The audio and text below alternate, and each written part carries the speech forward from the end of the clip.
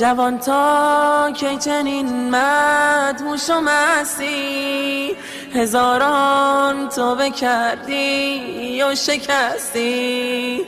نمی آید چرا یک لحظه شرمت ز دادار و ملیک کل هستی، ز دادار و ملیک کل هستی. جوان تا کی فساد و بینمازی، جوان تا کی شراب و لهو و بازی. گمان کردی که با پول و زر و سیم تو از پروردگارت بی نیازی، تو از پروردگارت بی نیازی. جوان تا کی نفس بر آتش و دود، به سوی رب خود برگشت کن زود. امانت از خدا این جسم و جان است، امانت را چرا سازی تو نابود، امانت را چرا سازی تو نابود.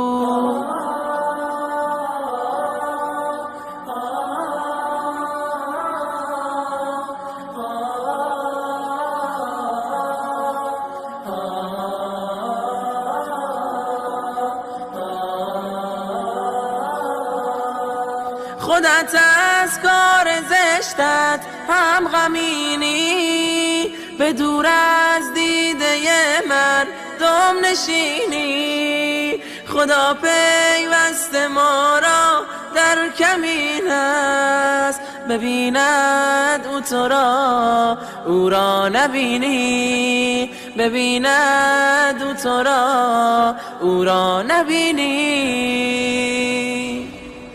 جوان بس کن که دنیا جای ما نیست، متاع و گوهر عمرت جوانیست. برای بخشش و عفو گناهان پشیمانی و اشک دیده کافیست، پشیمانی و اشک دیده کافیست. به محشر چون شوند اسرار ما فاش، ندارد سود ای بیداد و ای کاش.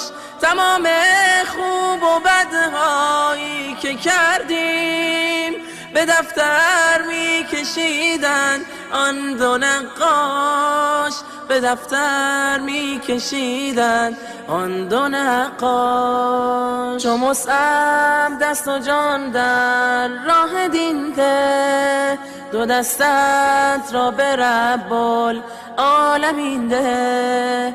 نهادی دست خود در دست شیطان، رهایش کن به خیر المرسلین ده.